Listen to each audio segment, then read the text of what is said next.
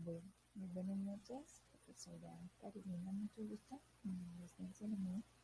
Yo soy estudiante del doctorado en educación.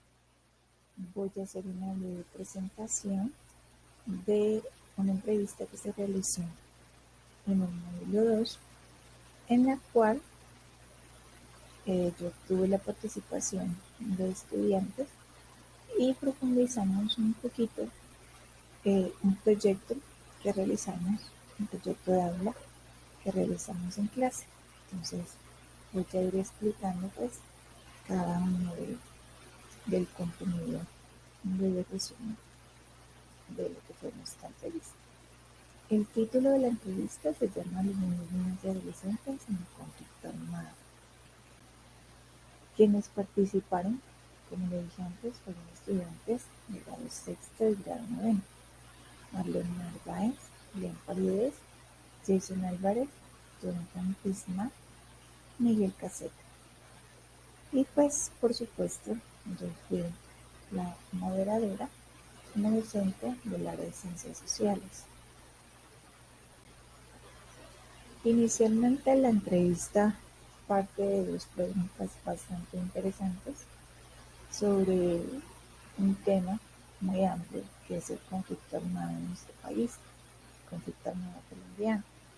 Como lo había mencionado antes, nosotros desarrollamos un proyecto de aula que se llama La Escuela Abraza la Verdad, en donde, a través del informe de la Comisión de la Verdad, tratamos de sensibilizar al estudiante en ese contexto de todo el proceso que se ha vivido con el conflicto armado. Lo que se busca prácticamente es que los jóvenes sean constructores de paz, que avancemos en ese proceso de conflicto, que podamos modificar y cambiar sustancialmente la historia de nuestro país desde las aulas.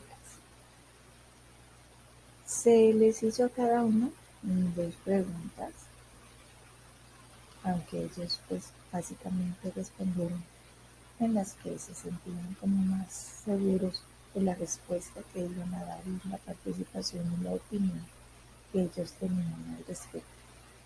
La primera pregunta dice: ¿cuáles son las consecuencias que deben enfrentar las víctimas del conflicto armado? Hemos hablado con anterioridad pues de las múltiples consecuencias que pueden enfrentar las víctimas del conflicto, ¿no?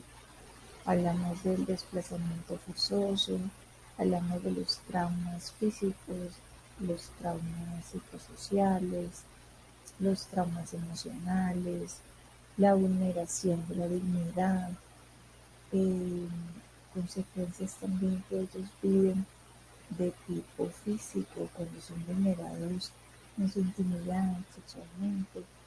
Son muchas las consecuencias que vive una persona que ha sido víctima del conflicto. Entonces, lo que se plantea es que mmm, debemos de ser empáticos con aquellas personas, debemos de ser solidarios, mmm, no debemos de agregar más traumas, no entendiendo esa difícil situación que ellos han vivido antes. Y también tratamos de ser solidarios en un contexto de paz. La segunda pregunta se plantea desde los derechos que se vulneran a los niños, niñas y adolescentes en el conflicto armado. ¿Cuáles son esos derechos que se vulneran a los niños, niñas y adolescentes en el conflicto armado? También mencionábamos que son múltiples los derechos que se vulneran, partiendo del derecho a la libertad, el derecho a la vida, el derecho a una infancia sana, el derecho a ser niños. Eh, Hablamos del derecho a la educación, el derecho a tener una familia, el derecho al libre desarrollo de su personalidad. Eh, Básicamente son esos como los más importantes que se vulneran dentro de un proceso de conflicto. Pero también concluimos que el más importante definitivamente es el derecho a la vida. el derecho al respeto por esa dignidad humana, el derecho a minimizar que los niños, niñas y adolescentes son agentes de derechos y que muchas veces simplemente se les niega en esta guerra con un objetivo de guerra, pues se ignoran sus derechos civiles y no se tiene en cuenta el derecho internacional humanitario.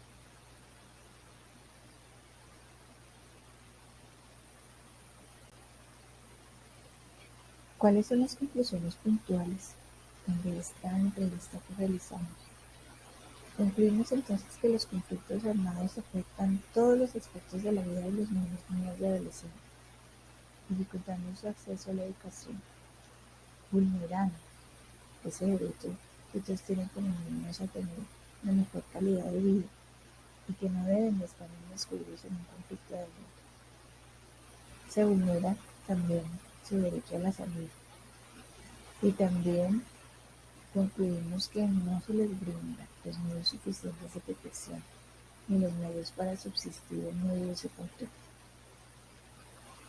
Los conflictos exponen a los niños, niñas y adolescentes a posibles impactos en la salud física y mental a largo plazo para toda la vida.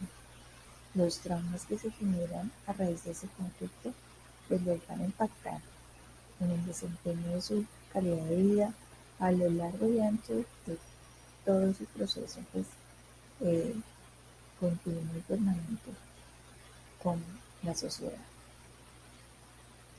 Por último, los niños y las niñas también son víctimas permanentes del fuego indiscriminado y cruzado de los grupos armados.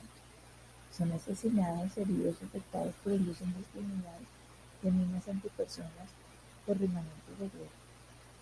También no podemos desconocer la falta de apoyo de los estados, de los gobiernos y las instituciones públicas y privadas para ponerle un alto a el infame, digámoslo así, eh, el proceso infame que se le da sobre no respetar los derechos de los niños, de minimizarlos como lo dije anteriormente. El proceso de la entrevista pues se hizo bastante interesante con los chicos.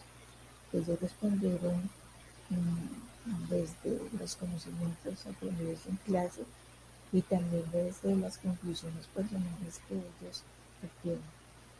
Muchos han sido cercanos a vivir este tipo de conflictos, han vivido de cerca de su familia o de algunos conocidos o vecinos.